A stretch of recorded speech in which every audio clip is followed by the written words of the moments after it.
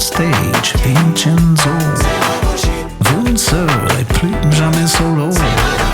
Vincenzo, l'amideo est en moderne. Et salut Maxence. Salut Vince. Ça va ? Plutôt bien, plutôt bien. Merci de m'accueillir dans tes locaux, si je peux dire ça comme ça. Ouais, c'est cool. Merci à toi d'être venu, surtout d'avoir accepté de venir.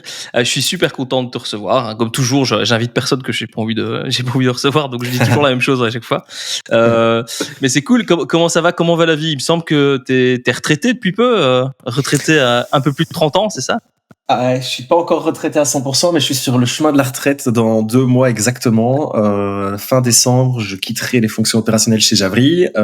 Et donc là, effectivement, je serai retraité précoce. Et pour répondre à ta question initiale, ça va super bien. J'ai reçu un message d'une pote ce matin, figure-toi, qui me dit que j'ai vu hier, qui me disait waouh, t'es en très très grande forme et ça fait trop plaisir à voir. Et je pense qu'elle a raison. Donc en ce moment, la vie est très très belle pour moi. Je dois bien l'avouer. Je me sens très bien. Et pas chanceux, mais privilégié. Ok, ouais, tu vas m'expliquer la différence entre pas chanceux et privilégié en tout cas. Avec et plaisir. je disais plus de 30 ans, t'as quel âge exactement ?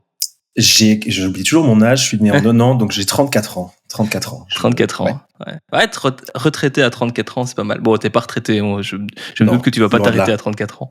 Ouais. Non, clairement. Mais donc ouais, juste, nous on se connaît depuis quasi 10 ans en fait. J'ai un peu regardé pour préparer ce podcast, tu sais, pour avoir des chiffres un peu précis. Via Javry, effectivement, l'entreprise de café par abonnement. Tu vas pouvoir en parler un petit peu plus. C'était à la base un projet que moi j'avais initié, j'avais créé au stade embryonnaire, et puis toi t'as pris ça et puis t'en as fait une super boîte. Exact. Et donc tu t'apprêtes dans 2 mois là à sortir de cette boîte après 10 ans. Quasi. Ouais, tout à fait. Et c'est vrai que c'était en novembre 2015 qu'on a officiellement signé la transmission de la boîte. Je m'en souviens comme si c'était hier, et on s'était rencontrés juste avant l'été 2015 grâce à Olivier Verdun autour d'un burger à Bruxelles. Et c'était le début d'une magnifique aventure. J'en profite pour te remercier, parce que si on s'était pas rencontrés, je serais pas là où je suis aujourd'hui. Et ce qui est bon aussi peut-être à expliquer, c'est que tu as été dans le board de Javry pendant 7 ans et quelques, jusqu'à la vente. Et ça a été vachement précieux pour moi. Donc je suis aussi très content d'être là aujourd'hui avec toi, parce qu'on a rarement le temps de prendre le temps en fait d'1h30 quasi de discussion. Donc très content d'être là maintenant. Ok, c'est cool. Donc ouais, effectivement, il y a 2 ans, Javry a été vendu, hein, c'est ça. Et puis toi, t'as encore travaillé 2 ans, les 2 dernières années là, dans la boîte. C'est ça, 2 ans et demi exactement. Ouais. Tu peux expliquer un petit peu Alors moi, je connais hyper bien l'histoire, donc c'est un peu biaisé, mais évidemment, tous les gens qui écoutent, ils connaissent pas. Tu peux expliquer. Après, je te demanderai de m'expliquer un peu d'où tu viens, parce que t'as fait pas mal d'autres choses avant Javry. Mais peut-être si on parle de Javry spécifiquement, tu peux expliquer un peu le projet, comment ça s'est passé. Très très simple. Donc, la jeunesse, c'est que toi, tu avais un autre projet en parallèle de celui-là que tu souhaitais développer. Du coup, tu cherchais un repreneur. On s'est rencontrés. Le projet m'a plu. Je sortais de l'UNIF. J'avais rien d'autre devant moi. Enfin, j'avais d'autres opportunités, mais celle-ci me paraissait être la plus enrichissante. Donc, je me suis lancé d'abord à tes côtés pendant quelques mois. Et puis, tu m'as vite laissé les rênes à 100%. On a fondé la boîte à l'époque. Je me souviens très bien. On faisait 1 000 € de chiffre d'affaires mensuel en B2C.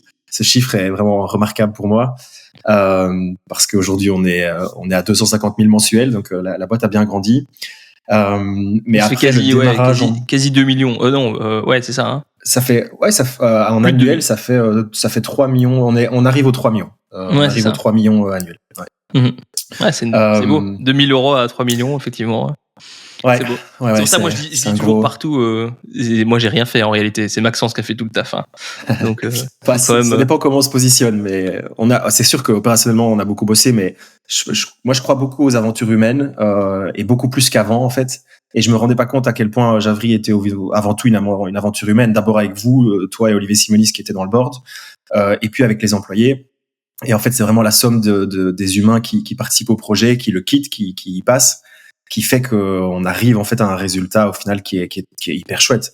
Mais seul, on va très très peu loin en fait. Ça c'est un de mes apprentissages clairement. Mais donc on a commencé avec 1 000 € mensuels qui arrivaient dans les caisses. très vite, il y a Pierre-Yves, un ami avec qui on avait développé quelques projets auparavant, qui m'a rejoint. Il a posé ses couilles sur la table, si je peux m'exprimer comme ça, parce qu'il avait un job bien payé chez Real Impact Analytics à l'époque. Et puis il a décidé de quitter, de rejoindre comme associé à 100% Javry. Et là, les choses ont commencé à vachement s'accélérer parce que lui a bossé sur la partie digitale et tech du projet, qui était quand même primordial. C'était ce que toi t'avais initié, mais moi j'avais pas les compétences pour exacerber ces deux traits-là. Pierre-Yves les avait. Donc il a attaqué le marketing digital en générant de plus en plus de leads. Moi j'étais sur la partie commerciale et le produit entre autres. On a remarqué à ce moment-là que des B2B s'intéressaient de plus en plus aux services d'abonnement de café livrés à la porte du bureau. Donc on a pris le chemin du B2B qui n'a fait que grandir depuis l'arrivée de Pio et ça nous a amené à avoir quasi 90% de notre chiffre d'affaires en B2B juste avant le Covid. Donc on était à ce moment-là avec une équipe quasi de 8 personnes où ça tournait vraiment pas mal, mais Covid est arrivé et là c'était le boxon. Là c'était vraiment le boxon. Ouais, donc juste pour info, donc tu parlais d'Olivier Simonis, Olivier Simonis qui était associé investisseur dans le projet, qui est d'ailleurs dans un épisode du podcast. Je sais pas encore lequel parce que il n'est pas encore sorti, mais voilà. Ok, trop bien. Ouais. Ah ouais, il aura beaucoup de choses à dire aussi. Ouais. Donc ce Covid est arrivé, si on reprend là, le business se crache parce qu'on fait 90% de notre chiffre en B2B, donc les bureaux ferment. Heureusement, on faisait de la location de machines à ce moment-là, de machines à café. Heureusement, les clients continuent de payer leur location, donc ça limite la casse, mais il y a quand même vraiment une grosse partie du business qui se casse la gueule. Et ça a été vraiment un énorme changement, évidemment, comme pour beaucoup de boîtes. Mais je pense que Pierre-Yves et moi, on a des âmes d'entrepreneurs, on voulait pas accepter la situation telle quelle. Et donc là, on a décidé de pas se laisser faire, entre guillemets. On est parvenu à sortir de la croissance pendant ces 2 années de Covid en changeant le business, en vendant des coffrets cadeaux. On s'est retrouvé à vendre de tout et n'importe quoi. Ça allait des bouteilles de champagne à du faux gras de Gaïa parce qu'on a essayé de pas travestir nos valeurs pendant cette période-là, malgré tout. Même si c'était tentant à certains moments, mais c'est important les valeurs, on va vraiment, c'est vraiment un sujet que j'ai envie d'aborder avec toi parce que je sais que ça te tient vachement à cœur. Mais donc du faux gras, pas du foie gras, quoi. Ouais. Exactement. Mais donc on a fait des coffrets cadeaux pour les entreprises. Ça nous a aidé à garder et faire perdurer l'emploi parce que ça c'était un point vraiment important pour nous, c'était de pas licencier. On a utilisé un peu le chômage temporaire, mais on a surtout généré du business grâce aux équipes qui ont été dingues à ce moment-là. Elles se sont vraiment données avec nous pour au final sortir du Covid, reprendre l'activité B2B. Et à ce moment-là, on était vraiment fatigués, Pio et moi, surtout moi. Je pense à ce moment-là que je passe pas loin d'un burn-out. À ce moment-là, je sais pas trop ce qui se passe, mais je connais pas ce mot-là, mais je pense que je passe vraiment pas très loin. Et c'est à ce moment-là qu'en discussion avec le board, on se rend compte qu'il faut changer les choses pour sans doute se délester des opérations qui sont très prenantes à ce moment-là et les outsourcer. Et c'est à ce moment-là que l'idée de rencontrer d'autres professionnels du marché, de l'industrie, se matérialise et ça enclenche une nouvelle phase chez Javry. Nouvelle phase qui est donc la vente à Fontaine, hein, c'est ça ? Exact. On ne sait pas encore à ce moment-là ce qui va se passer parce que l'envie est pas spécialement de vendre parce que tant Pio que moi, on a envie de continuer à bosser. On n'est pas prêt à se séparer du bébé, c'est beaucoup trop tôt. On n'a pas fini ce qu'on avait à faire, mais on est tous les deux quand même fatigués, lassés de gérer des opérations matérielles, physiques. Et donc on appelle en fait à ce moment-là, on appelle différents acteurs du marché, Fontaine et d'autres, Café Liégeois, Rambots, etc. La plus grande surprise qu'on a à ce moment-là, c'est qu'ils nous connaissent tous. Alors que moi je pensais que Javry était tout petit, inconnu, invisible, mais non, en fait ils nous ont tous déjà repérés, ils nous suivent, ils ont déjà fait des bandes de devis sur notre site, ils nous connaissent en fait, et ça c'est la plus grosse surprise, ils connaissent la belle petite moustache qu'on a. Et votre logo, le fait moustache. Ouais, pour ceux qui connaissent pas effectivement la moustache, c'est notre logo. Mais donc belle surprise pour nous, ego boosting aussi, hein. Putain, à ce moment-là tu te dis waouh, t'es content quand même d'avoir développé un truc qui a été repéré. Et effectivement qui génère de l'intérêt, et donc très vite les discussions s'enclenchent avec 3 acteurs, mais aucun des 3 est prêt à nous racheter, aucun des 3 est prêt à nous soulager opérationnellement sans nous racheter. Et donc très vite se pose la question de est-ce qu'on veut vendre ou pas, et si oui, sous quelles conditions. Et le fait d'avoir généré les différentes opportunités, d'avoir contacté plusieurs acteurs fait que on a plusieurs options sur la table à ce moment-là. La première option est de revendre l'ensemble de Javry, d'arrêter de bosser après 6 mois, de licencier toutes les équipes directement, et ça s'arrête là. Ce qui est très abrupt pour Pierre-Yves et pour moi, pour les équipes, et c'est pas ce qu'on envisageait. Une autre option qui n'avance pas en termes de discussion, on sent que c'est plus lent, que la sauce prend pas, parce que on sait pas trop, mais il y a de l'intérêt, mais c'est très lent. Et puis une troisième option qui est avec Fontaine, où là il y a un intérêt hyper intéressant qui se matérialise dans le sens où eux sont très intéressés par le côté digital de Javry, le côté éco-responsable et éthique du projet. Et dans l'autre sens, ils n'ont pas spécialement envie de killer le projet et d'intégrer les clients à leur base actuelle de clientèle. Ils ont plutôt envie de laisser Javry en stand-alone et de pousser la marque Javry et le projet Javry comme il est, avec ses propres valeurs, pour devenir un moteur de croissance au sein de ce groupe que représente Fontaine. Et donc là, c'est un peu les astres qui s'alignent. On se dit, OK, ce deal est parfait, c'est un beau mariage. Et donc, on entame les discussions à ce moment-là, sur cette base-là. On crée un business plan commun, un plan financier sur les années qui suivent. Et tout ça nous amène en juillet, il y a 2 ans et demi. Du coup, c'était quoi? C'était juillet 2022. Ouais, c'est ça. Et moi, j'ai mon anniv le 3 juillet et on signe un jour avant ou un jour après le deal. Et encore la veille au soir, je reçois un appel du président du board de Fontaine qui me dit on annule le deal, on n'a pas les documents qu'il faut, etc. La période des 6 mois pour préparer le deal était ultra intense. J'ai jamais autant bossé de ma vie. Et la veille, je pense que tout capote. Et puis finalement, bon, j'ai pas les détails, mais ça se débloque. Et le lendemain matin, on signe. Ça prend 2 heures pour tout signer. On se fait un resto et là, je me rends compte de ce qu'on a fait, quoi. Ouais. Et moi, pour la petite, je sais pas si tu le sais, mais enfin si tu t'en souviens en tout cas.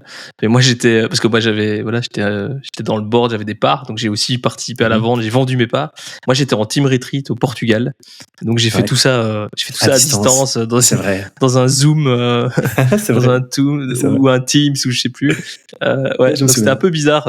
Il y avait un côté un peu, bon, c'était l'après-Covid, donc on était relativement habitués à tout faire en Zoom, mais là c'était un peu bizarre, quoi. Parce que moi, en fin de compte, j'ai jamais rencontré les gens qui ont racheté Javry, quoi. Donc, c'est dingue, j'avais jamais réalisé ça, mais c'est marrant. Ouais, donc moi j'ai un souvenir précis de cette vente, du moment où la vente s'est faite, parce que j'étais au Portugal, quoi. Donc c'est assez drôle. C'est vrai que je me souviens. Maintenant que tu le dis, je me souviens. Et je pense qu'Olivier aussi était en distanciel. Et oui, on était que Pio et moi avec les équipes Fontaine pour signer les documents et effectuer les versements qu'il fallait, quoi. Ouais. Et du coup après vous êtes restés que toi et Pierre-Yves, donc l'idée c'était que Olivier et moi on sorte et vous avez continué l'aventure avec Fontaine. C'est ça. Ce qui était un modèle assez perturbant aussi d'une manière. Enfin, moi j'avais jamais fait de vente dans le passé. Toi, Oli, je sais pas, mais toi t'avais déjà vendu 1 ou 2 boîtes, même peut-être 3. Mais dans tous les cas, le modèle pas comme ça en fait. Ouais, le modèle, en tout cas, déjà le process de vente, moi je savais pas ce que c'était, donc on a découvert en même temps que la vente le process. Tu nous as donné un bon conseil à ce moment-là, c'était de garder le tempo, ce qui était sans doute un des meilleurs conseils qu'on puisse avoir. Le tempo de l'avancement des choses devait tout le temps accélérer jusqu'au closing, et c'est ce qu'on a fait. Et effectivement, c'est ce qui doit se passer dans une vente, que ce soit la vente d'une machine à café, d'un service ou bien d'une boîte. Et du coup. Je sais plus ce que je voulais dire, mais je te posais la question. Donc du coup, après vous êtes restés toi et Pierre-Yves, et tu dis que c'était un peu perturbant, la vente, après. Ouais. Oui, c'est ça, parce que on avait vraiment cet aspect. On a 2 opérationnels qui étaient opérationnels dans le passé et qui vont rester opérationnels, et puis on a 2 actionnaires de référence qui ont été nos mentors pendant 7 ans, qui disparaissent du jour au lendemain, et on a d'autres personnes avec qui on interagit maintenant en termes de conseil d'administration, qui sont beaucoup plus structurés, issus d'une plus grosse boîte avec d'autres mentalités, d'autres valeurs. Et donc ça, c'était un gros changement pour nous que moi j'avais pas vu venir, mais qui a clairement impacté les 2 années et demie qui ont suivi la vente. Ça c'est clair. Et alors, ça m'intéresse vachement de savoir, parce que là, c'est peut-être la partie que je connais le moins, personnellement. Ouais. Et du coup, ça les a impactés comment ces 2 années explique-nous un peu comment ça s'est passé. Ouais. Alors évidemment, je sais pas si tu peux tout dire, j'imagine que non. Après, on est quand même dans zéro bullshit. Donc, c'est ça, voilà. J'ai pas le choix.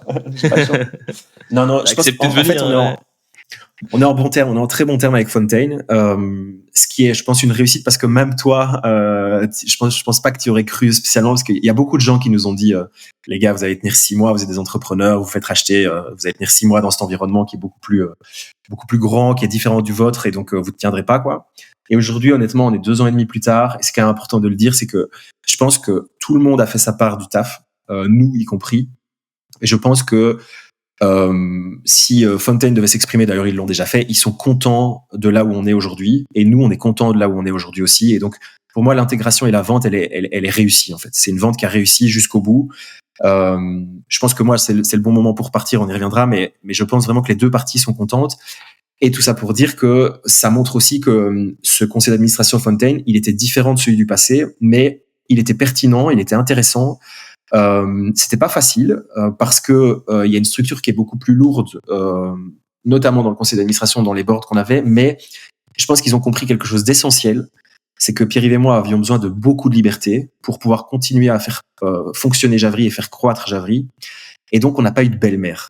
On n'a pas eu de directive directe très stricte. On nous a juste dit, faites ce que vous savez faire, faites le mieux, faites le plus vite, faites le plus fort. On va essayer de vous soulager le plus possible avec des opérations qui tournent, qui vont être transférées de notre côté. Là, ça a été très dur, j'y reviendrai, mais all in all, on nous a laissé faire ce qu'on savait faire. Et ça, c'était, je pense, la bonne compréhension pour que le deal se passe bien. Là où c'était différent, c'est que ce sont des gens qui ne comprenaient pas spécialement les aspects digitaux, donc difficile de leur expliquer au day-to-day ce qu'on fait et pourquoi on le fait. Mais ils nous ont fait confiance. Et là où c'était compliqué aussi, c'est que tu sais comment c'est, t'habilles un peu la mariée quand tu vends ta boîte, et ça se passe en fait des deux côtés. C'est que nous on a habillé Javry sans mentir. Hein. Ça, je reste vraiment. C'est un truc important pour moi, c'est qu'il faut jamais mentir. Donc on a habillé la mariée, mais sans cacher des choses ou sans survendre des choses. Vous l'avez habillé, vous l'avez pas déguisé, quoi. Exactement. Et ça, je le conseille vraiment à toute personne qui vend sa boîte, c'est que si on la travestit, ça se voit à un moment donné, et là, c'est sûr que ça part en vrille et c'est bon pour personne. Donc, nous, on a bien habillé la mariée, mais Fontaine a fait exactement la même chose de son côté en nous vendant des opérations qui tournaient à merveille, etc. Chose dont on avait besoin et dont on avait envie. Mais dans la réalité des faits, c'est que effectivement, les opérations Fontaine ne tournaient pas aussi bien que ce qu'on avait imaginé, que ce qu'on avait espéré. Et donc, l'intégration et la transmission des opérations Javry vers les opérations Fontaine a été plus longue et plus complexe que ce qu'on avait espéré, que ce qu'on avait imaginé. Mais force est de constater, on a pris 1 an de plus, pour le dire comme il faut, une petite année en plus que ce qui était prévu. Mais derrière, là, aujourd'hui, on a des opérations qui tournent très bien, qui sont meilleures que dans le passé, je pense, qui nous permettent d'aller dans d'autres régions qu'on ne visait pas dans le passé. Et de notre côté, on a fait notre part du marché, dans le sens où on avait vendu un projet digital avec de l'acquisition digitale et avec de l'éco-responsabilité et le plus d'éthique possible. Et aujourd'hui, on a gardé une croissance de 30% chaque année, quasi. Et les valeurs du projet n'ont pas été dénaturées. Donc, ça a amené des difficultés, mais ça a surtout amené à ce que je considère être un succès en termes de ce que chacun a délivré par rapport aux promesses initiales de la vente. Ouais, c'est moi je peux te le dire, je sais pas si je te l'ai déjà dit, mais c'est un vrai alignement de planètes que vous avez qu'il faut arriver à faire quand on fait ce que vous avez fait là, c'est-à-dire déjà vendre une boîte. C'est exceptionnel en soi, d'aligner les planètes pour que la vente aille jusqu'au moment où effectivement on est au bord de la table, on signe les papiers et puis l'autre en face fait un virement. Ça a l'air de rien, mais c'est vraiment pas facile. Et puis alors effectivement, pour qu'en plus l'après-vente se passe bien. Alors là, je pense que t'es dans en termes de statistiques, t'es dans quelque chose d'extrêmement rare. Tu vois, t'as plus de chances de voir une licorne que de voir un truc comme ça se produire. Mais c'est vrai. Et c'est top parce qu'au final, tout le monde est content. Alors même si tout le monde, si c'est pas exactement ce qu'on avait imaginé des deux côtés, au final, c'est quand même chouette. T'as raison, le projet existe toujours. La boîte s'est développée, elle a fait de la croissance, les acheteurs sont contents, les vendeurs partent au bout de 2 ans. Tu vas m'expliquer d'ailleurs pourquoi t'as eu envie de partir après 2 ans, mais a priori tu pars pas en mauvais termes, tu nous disais, donc c'est beau. Franchement, c'est beau. Ouais. C'est admirable. Moi, je trouve ça, je trouve ça vraiment admirable parce que c'est vraiment vraiment rare, quoi. Donc ça me donne des petits frissons. Mais merci. Pourquoi t'as voulu partir du coup? Ouais, juste un petit concept pour revenir sur ce que tu viens de dire, c'est que il y a une chose qui nous a aidé, c'est que on l'avait jamais fait en fait.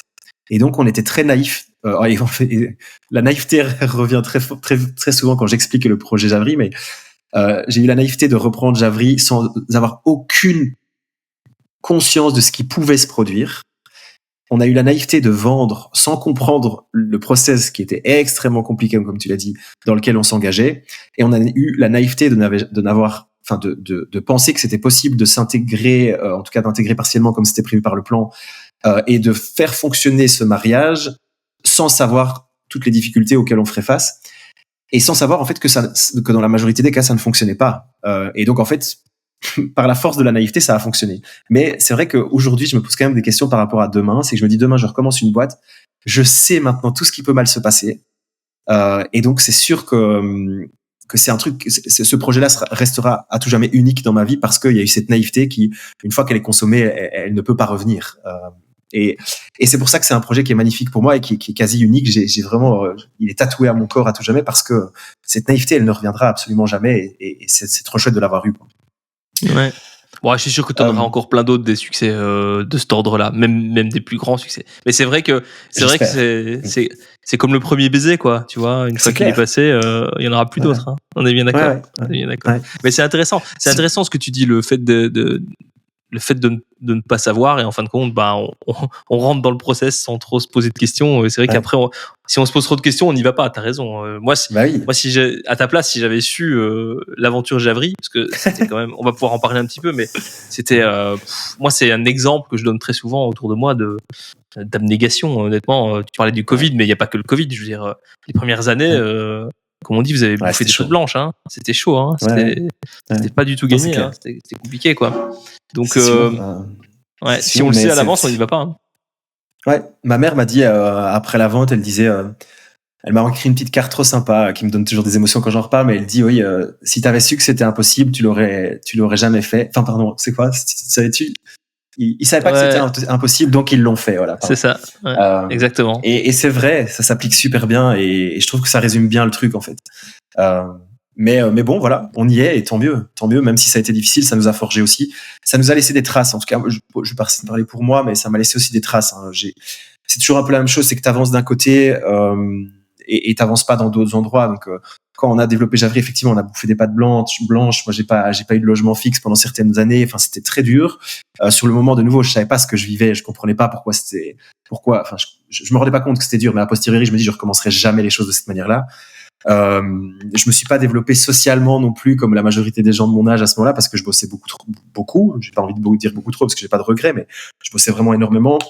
J'ai cassé des relations sociales aussi. Donc, il y a eu de la casse à côté du succès professionnel. Que je regrette pas de nouveau, mais que je me dois de voir. Et c'est ça, entre autres, qui a amené aussi le fait que je veuille passer à autre chose, vu que c'était ta question tout à l'heure. Mais c'est sûr que professionnellement parlant, ça nous a fait grandir de ouf. Mais on en vient effectivement à ce moment où là, j'ai envie d'autre chose et je me rends compte qu'il y a d'autres choses dans la vie que juste le boulot, quoi. Ouais, non, c'est vrai. C'est de nouveau, quand on n'a pas entrepris, on sait pas à quel point c'est dur. Moi, je me souviens d'un des premiers trucs que je t'avais dit. C'était hyper enthousiaste au début. Je t'avais dit, ouais, tu vas voir. À un moment donné, tu vas te rendre compte que tu as un rhume depuis 12 mois. Je sais pas si tu te souviens de ce truc. C'est ce côté. Là, comme ça, pas encore. Non, alors c'est peut-être pas à toi que je l'ai dit, mais c'est vrai que c'est un truc que je dis souvent aux gens. C'est ce côté, en fait, t'es tellement fatigué, t'es tellement, tu bosses tellement, t'es tellement crevé qu'en fait, t'as un système immunitaire assez merdique en fait. Et donc t'es en permanence comme ça avec un petit rhume. Tu traînes un rhume tout le temps, toute l'année. Et donc. C'est un peu ça. Ouais, c'est un peu ça, hein. C'est vrai. Hein. Tu m'avais dit autre chose qui m'a vraiment suivi tout du long. C'est que tu m'avais dit très très vite, c'est pas un sprint, c'est un marathon. Et c'est vrai. Ouais. C'est vraiment juste. Parce que surtout maintenant, je me suis mis au sport. Je me suis remis au sport sérieusement depuis 2 ans. Et c'est vrai. C'est extrêmement juste. C'est tellement bateau. Tout le monde le dit partout, tout le temps. C'est un peu un truc très cliché, mais c'est vrai. C'est vraiment ça. Hein. Et on a tendance à partir toujours en sprint. Hein. Oui, sûr que... c'est clair, parce que c'est clair. Mais c'est une erreur. Enfin, c'est une erreur. Je pense que c'est bien d'avoir des sprints à certains moments, mais typiquement la vente, c'était plutôt un sprint qu'un marathon, mais c'était une phase du projet. Mais le projet dans son ensemble, c'est un marathon, et je pense que si tu le considères pas comme tel, tu te grilles. Ça, c'est absolument certain. Ouais. Et je pense qu'il y a plusieurs moments où effectivement on est passé pas loin de se faire griller. Heureusement, on l'a échappé, mais ça n'empêche que ça laisse quand même des marques. Mais justement, si ça m'intéresse, que tu dis, vous avez failli vous griller. C'est quoi un peu? Alors il y a le Covid, ça c'est assez évident que ça a été une période très compliquée. Il y a d'autres périodes, dont tu pourrais parler où vraiment ça a été vraiment très dur. Je pense que c'était donc le Covid, il y a eu plusieurs vagues, hein, on se souvient. Et en fait, j'ai jamais eu, et ça c'est dingue, mais j'ai jamais eu l'impression que la boîte allait foirer. De tout du long, j'ai jamais eu l'impression, sauf une fois. C'était deuxième vague, sortie de deuxième vague Covid, je pense. Où là, je sais pas, pendant une semaine, je me dis ok, on est en faillite. Genre c'est fini, parce que je voyais pas le bout du Covid, je voyais que notre cash il diminuait, que on n'avait pas d'alternative. Donc là, je me suis vraiment dit, c'est la seule fois où je me suis dit ok, c'est faillite.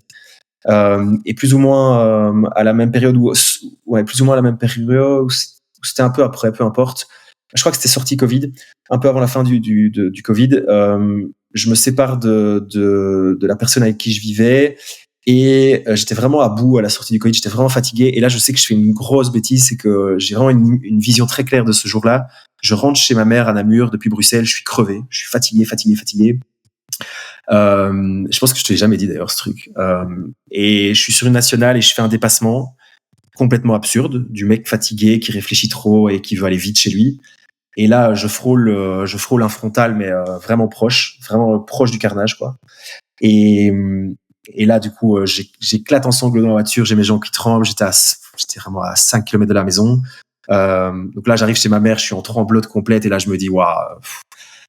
Enfin, je suis vraiment passé tout près, quoi. Et là, je me dis bon, il faut que je fasse quelque chose, quoi. Et c'est ce jour-là, en fait, où j'ai compris que j'étais allé trop loin, et deux, que il fallait vraiment changer quelque chose parce qu'on n'avait plus, moi personnellement, j'avais plus l'énergie de continuer ce projet avec cette intensité-là. Et c'est à ce moment-là où on déclenche en fait les réflexions de vente, principalement entre autres suite à cet épisode-là. Donc ça, c'est un exemple du moment où ça allait trop loin. Il n'y en a pas eu beaucoup d'autres. Dont je me suis rendu compte sur le moment. Par contre, a posteriori, je me rends compte de plein de moments où c'était sans doute, je sais pas si c'était trop ou pas, parce qu'au final, l'histoire aurait été différente si j'avais pas eu ces moments-là, mais j'ai une anecdote où, tu vois, je me souviens que j'étais avec une copine à un moment et je sais que je me réveillais la nuit et que je sortais l'ordi et qu'elle s'en rend compte et qu'elle me dit mec, qu'est-ce que tu fais? Et moi je suis avec l'ordi en train de coder sur Java et je suis là, sorry, je suis dans la merde, mais j'ai trop envie, j'ai trop besoin. Et a posteriori, aujourd'hui, ça me paraît tellement bête parce que les relations humaines sont tellement importantes, mais à la fois sur le moment, je me rendais pas compte et c'était plus fort que moi, tu vois. Donc voilà un peu le genre d'exemples auxquels j'ai fait face qui m'ont fait prendre conscience aussi petit à petit qu'il y avait pas que le boulot, quoi. Ouais, ça c'est ta grande réalisation. Donc c'est peut-être intéressant du coup. 2 ans dans Javry, mais où t'es plus chez toi en fait, puisque t'as vendu. Qu'est-ce qui fait qu'au bout de 2 ans, tu te dis bon moi stop quoi? J'ai souvent pris l'habitude depuis que j'ai commencé à bosser de regarder les 6 derniers mois de ma vie et de me dire tiens, est-ce qu'ils étaient positifs ou négatifs? C'est un peu binaire, mais voilà, ça a le mérite d'être un petit process que j'ai mis en place. Et je me dis si les 6 mois les 6 derniers mois sont plutôt négatifs, je regarde les 6 mois d'avant. Et si les 6 mois d'avant sont aussi négatifs, là, je dois changer quelque chose de fondamental dans ma manière de vivre. Et ici, il se fait que c'était le cas, en fait. Je me suis rendu compte plus ou moins durant l'été que les 6 derniers mois étaient pas dingues et qu'en fait, les 6 mois d'avant étaient pas exceptionnels non plus. Et en fait, je me suis plaint auprès d'une très bonne amie du boulot un jour. Et elle m'a dit, en fait, Max, tu sais, ça fait 1 an que, professionnellement parlant, tu sembles moins épanoui. Elle l'a dit avec des termes un peu moins chill, mais en gros, elle m'a dit, ça va pas, quoi.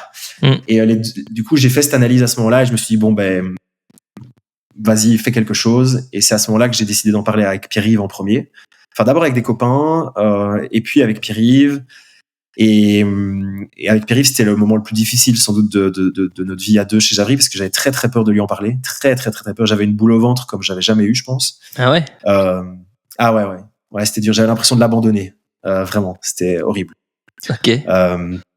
C'était vraiment chaud. Mais pourtant, on était après la vente déjà, donc Pierre-Yves, c'est moi qui lui ai proposé de rentrer dans le projet. Et comme là, c'est un associé, donc c'est différent, mais pour tous les employés, moi, je me dis toujours, j'ai la responsabilité. Je vais remettre un peu de contexte, mais dans la vie de couple, par exemple, je me dis toujours, on a 50% de chance de responsabilité par rapport au succès du couple, l'un et l'autre. Dans une entreprise, je trouve que c'est un peu différent. L'employeur, selon moi, a plutôt 51% de la responsabilité de faire fonctionner le duo employeur-employé. Avec Pio, et un peu comme avec les employés, c'est moi qui suis allé le chercher, c'est pas lui qui est venu. Et donc, je me trompe peut-être sur ces 51 à 49%, mais avec Pio, je me suis toujours senti redevable de faire en sorte que ça fonctionne, tout comme d'une certaine manière avec toi et avec Olivier. Je me suis toujours dit, je le fais pour moi, mais je le fais aussi pour que tout le monde soit successful et tout le monde soit content et que tout le monde ait ce qu'il attend de ce projet. Et là, le fait que par un trajet personnel où j'ai commencé à y avoir une psy il y a quelques années, enfin il y a 2 ans, j'ai appris à penser un peu plus à moi et à me respecter un peu plus. Et là, c'était ce qui se produisait, c'est que mon besoin personnel était d'arrêter de travailler sur Javry parce que ça ne m'apportait plus ce qu'il fallait. Mais à la fois, j'avais cette dualité de devoir envers les employés, les fournisseurs et spécialement en tout premier lieu avec Pierre-Yves, vu que vous deux, vous étiez partis, entre guillemets. Moi, je considère que j'avais fait ma part du boulot par rapport à toi et Oli. Mais Pierre-Yves, c'était pas encore le cas, quoi. Fatalement, on avait déjà gagné un peu d'argent, ce qui était très bien. Mais il n'y a pas que ça. Il y avait encore cette aventure qu'on vivait à deux et j'avais l'impression de l'abandonner d'une certaine manière. Le Maxence d'il y a 10 ans n'aurait jamais su mettre des mots sur ça. Aujourd'hui, à ce moment-là, j'ai pu le faire.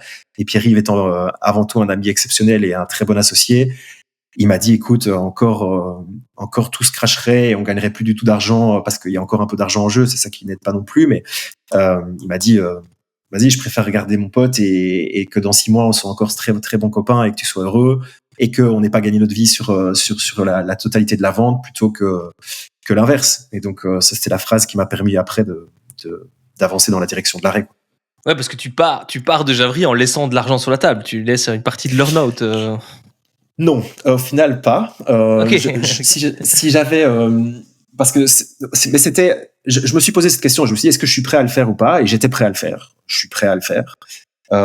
Mais en l'occurrence, je pense que j'avais besoin quand même d'aller jusqu'au bout des choses et pas spécialement pour l'argent, plus pour bien clôturer les choses et pouvoir mettre un repreneur dans l'équipe et que le projet perdure le plus longtemps possible grâce à un setup qui est idéal ou le plus idéal possible quand je pars. Ouais, donc c'est clean, quoi. C'est clean, t'as fait ton taf, t'as fait ce qui était prévu, et puis voilà, quoi. Ouais, 100%. Bah ouais. Donc c'est bien. Et vas-y. Je sais pas si c'est bien, mais en tout cas, moi, je me suis respecté. J'ai l'impression d'avoir respecté l'ensemble des stakeholders avec qui je bossais, et ça, pour moi, c'était primordial parce que ça fait partie de moi. Ouais, mais je pense que... Moi, je me souviens un jour...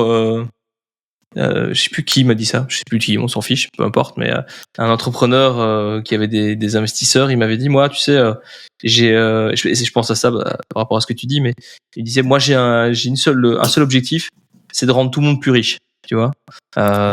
Et donc, si au final tous mes investisseurs, tout le monde, mes employés, tout le monde et lui-même ressort plus riche, si j'ai enrichi tout le monde, c'est que j'ai fait du bon boulot, quoi. Ouais. Et je trouve que c'est une bonne manière de voir les choses, hein, c'est de pas être égocentré, de voir tous les autres autour. Faut que tous les autres autour soient contents et alors c'est que t'as fait du bon boulot, quoi. Et généralement, ça t'éclabousse. Exact. Donc, c'est clair. Et j'irais plus loin que les aspects financiers encore, c'est que rendre riche quelqu'un, c'est financier, bien sûr, mais il y a plein de richesses que je connaissais pas spécialement dans le passé, mais que je connais maintenant.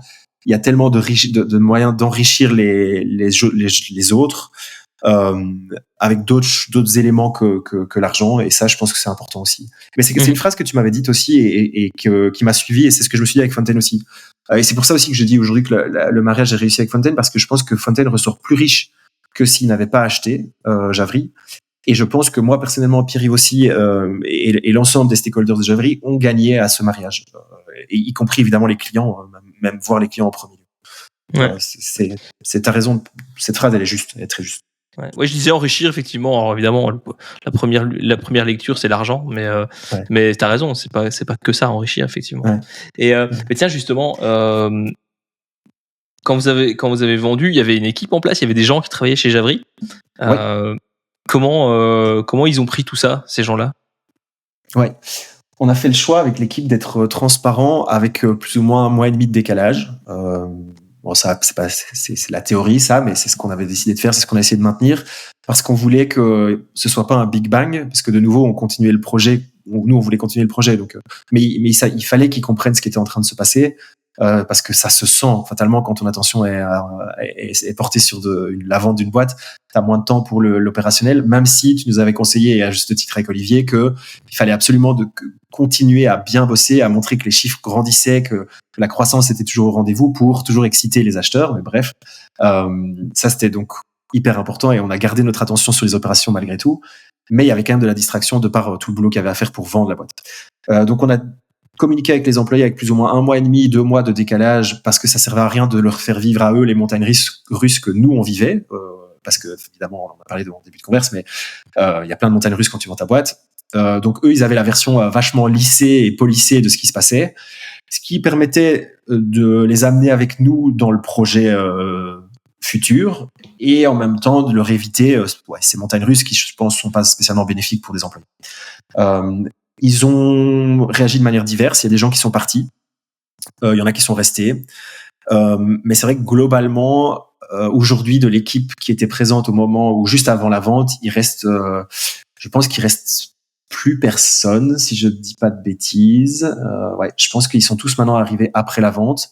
Et donc, je crois que, tu sais comment c'est, t'as une boîte qui fait 1 000 € et qui va chercher les 2 000 par mois et puis des 2 000 à 10 000 et 10 000 à 20 000.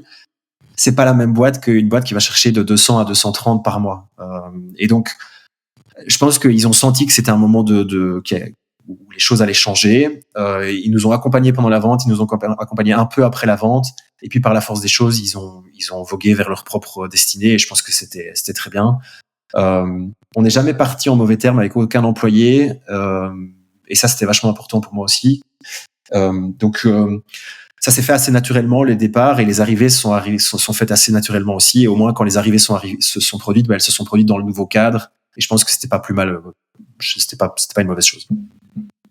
Encore un truc bien géré par Maxence, quoi.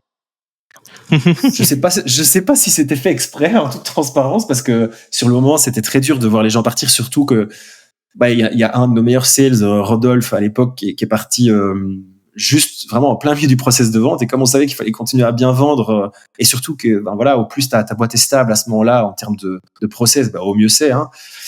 Donc ça nous a pas aidé, vraiment ça nous a pas aidé, et c'était pas volontaire, mais par contre par la force des choses, c'était pas une mauvaise chose. Mais franchement j'y suis pour rien, j'y suis pas pour grand chose. Bon, cool. Ça donc on a une bonne vue de l'aventure Javry, hein, avec tout ça. Par contre t'as pas fait que Javry. Moi j'avoue j'ai dû faire un petit travail. Je me souvenais de Jukup. Ça, je me souviens, c'était ton projet juste avant Javry. Exact. Mais par contre, j'avais loupé, j'avoue, Fix and Go et Leanbase que j'ai retrouvé sur ton LinkedIn. Merci LinkedIn. Tu peux peut-être les cacher. Ouais. Non, je crois pas. Enfin, tu vas me dire, tu vas m'expliquer ce que c'était. Peut-être qu'il voudra peut-être mieux les cacher. Mais non, je crois pas. Moi, je cache rien personnellement. Mais ça m'intéresse du coup. Bon, généralement, on fait ça en début de podcast. Là, on est parti directement dans le vif du sujet, mais début de podcast, généralement, la question habituelle, c'est c'est quoi ton parcours, comment tu t'es retrouvé dans l'entrepreneuriat et qu'est-ce que tu as fait avant. Tu crois que tu peux me refaire un petit topo de ta naissance? Non, je blague, mais voilà, un petit peu de faire depuis le NIF. Ouais, voilà. Quand même un petit contexte avant, c'est que je viens pas d'une famille fortunée. On vient d'une classe plutôt moyenne, deux parents fonctionnaires, donc on n'a jamais manqué de rien, mais on n'est jamais allé dans des vacances, par exemple, très exotiques ou lointaines quand on partait en vacances. Et ça, c'est quand même important, parce que je pense qu'on y reviendra par la suite, mais j'ai quand même un souvenir de mes parents qui s'engueulent à certains moments pour savoir comment la cuve à mazout va être remplie à certains moments, quoi. Donc ça, c'est quelque chose qui m'a quand même toujours c'est en moi, cette crainte de ne pas avoir assez d'argent, et c'est important pour la suite. Mais donc ça, c'est l'ambiance dans laquelle j'ai été bercé, entre guillemets, jusqu'à mes 18 ans. Et puis à mes 18 ans, je pars à l'UNIF, parce que mes parents sont un peu saignés pour pouvoir nous offrir l'UNIF à ma sœur et moi. Très difficile de faire un choix à ce moment-là, mais je me retrouve en ingénieur de gestion à l'école bruxelloise que beaucoup de gens connaissent, Solvay, hein, les gros coups, le champagne, tout ça. C'est un peu le HEC belge, quoi. Exactement, c'est le HEC belge. On aime ou on n'aime pas, mais bref, je me retrouve là-bas après différentes petites expériences à l'étranger. Je rentre là-bas, je veux être consultant, gagner blindé ma vie, avoir une belle voiture, une belle maison et travailler comme un fou pour une grosse boîte de consultance parce que c'est ce qu'on m'avait vendu. Et que j'ai ce contexte familial où j'ai une crainte personnelle de manquer d'argent. Donc je rentre à Solvay avec cette optique-là. Je fais une première année qui est vachement challengeante parce que je viens d'une école qui est pas exceptionnelle dans mes secondaires. Je rate ma première année à 3 examens près qui sont les plus durs. Et là je me dis je veux tout arrêter. Et puis juste quelques semaines avant la deuxième session, je me dis bon allez t'es con, vas-y passe tes examens. Je les passe mais je rate mon année et donc je me retrouve en année numéro 2, en deuxième première en fait, avec seulement 3 cours je pense. Ce qui me laisse beaucoup de temps. Et le temps est quelque chose d'assez important pour ce qui suit parce que dans tout ça c'est produit beaucoup de fêtes estudiantines comme on peut l'imaginer. Et à une des fameuses fêtes, je suis complètement saoul et j'explose mon iPhone volontairement. Vraiment comme un gosse de riche que je ne suis pas. Et je fais le malin auprès de tout le monde en disant ouais, le lendemain, je vais avoir un iPhone nouveau, etc. Ce qui n'était absolument pas vrai. J'étais juste complètement sous, quoi. Et je me retrouve avec un iPhone complètement pété, qui fonctionne plus. Et là, je me dis bon, t'es bien con. Et deux, je me dis bon, je suis dans la merde, j'ai plus de téléphone. Et là, je commence à méditer un peu et je me rends compte qu'il y a moyen à ce moment-là, c'est pas encore très répandu, Alibaba, Amazon, etc. sont quand même très peu connus, mais il y a moyen d'acheter en Chine des vitres d'iPhone et il y a moyen de réparer son téléphone grâce à des éléments d'iPhone que tu achètes en ligne en Chine. J'avais pas encore une conscience écologique très, très importante à ce moment-là, mais ça commençait à naître malgré tout et je me dis c'est quand même mieux de réparer plutôt que de jeter. J'achète quelques pièces en Chine, je me rends compte que le téléphone est réparable, je le répare, et là je me dis bon, c'est quand même intéressant. Il y a plein de gens que je croise dans la rue qui ont une vitre pétée d'iPhone. Allez, essayons de faire quelque chose avec ça. Et comme j'ai beaucoup de temps, vu que j'ai que 2 cours ou 3 cours à repasser, je commence à importer des vitres d'iPhone. Je commence à réparer les téléphones des gens et je me dis bon ça fait un peu de thunes, ça marche. Mais il y a une contrainte qui m'embête vachement, c'est je dois réparer moi-même. Et donc, je suis limité par mon propre temps. Et en plus, il y a un concept de garantie qui m'embête pas mal, c'est que toutes les réparations se passent pas toujours très bien. Et donc, les gens reviennent vers moi en disant, mon écran foire, machin. Ça me faisait pas très bien dormir la nuit à certains moments. Donc, je développe un petit site e-commerce. À l'époque, c'était un PrestaShop, je pense. Et je mets les vitres sur le webshop. Je fais des petites vidéos de comment réparer sa vitre soi-même. Et je commence à dire aux gens, en fait, vous pouvez me réparer vous-même. Donc, moi, ça me retire de la partie garantie, parce que les gens font ça eux-mêmes. Et ça me permet de vendre les vitres et du coup de scaler le truc en vendant plus de vitres parce que y a plus la partie manuelle dont je me dois m'occuper. Et ça, en fait, le fait que je pète mon iPhone, le fait que je tombe dans ce concept-là et que petit à petit je mets la main à du web dev, à de la vente au final, à de l'explication de comment, à la création de process, à comment réparer son iPhone, créer des tutoriels, etc. Ça, c'est mon premier pas dans l'entrepreneuriat. Et je pense que j'aurais pas eu cette expérience, je n'aurais jamais eu la suite. Mais c'est ça qui m'a lancé. Et en fait, c'était Fix & Go. C'était ce concept-là. C'était de vendre des pièces détachées de téléphone en ligne pour que les gens puissent réparer eux-mêmes leur téléphone. Et c'est ça qui a été le premier vrai projet entrepreneurial pour ma part. En fait, donc c'était pas une mauvaise idée de prendre ton téléphone et de le balancer. Hein. T'as été bien inspiré ce jour-là. En tout cas, il y a beaucoup de copains qui ont bien rigolé ou qui ont été effrayés de moi, c'est selon. Et effectivement, au final, ça a débloqué certaines très bonnes choses. Donc, je le regrette pas. Ok. Et du coup, t'as fait ça longtemps. T'as fait ça. Ça a duré quand même quelques. Déjà, j'avais pas du tout de qualité technique en termes de développement de website, donc ça m'a pris du temps de développer ce premier site, et puis le temps de trouver les pièces, de se faire arrêter par la douane, etc. Enfin, ça c'était quand même beaucoup de trucs nouveaux, et donc j'ai bossé dessus pendant probablement 2 ans, 3 ans, quelque chose comme ça.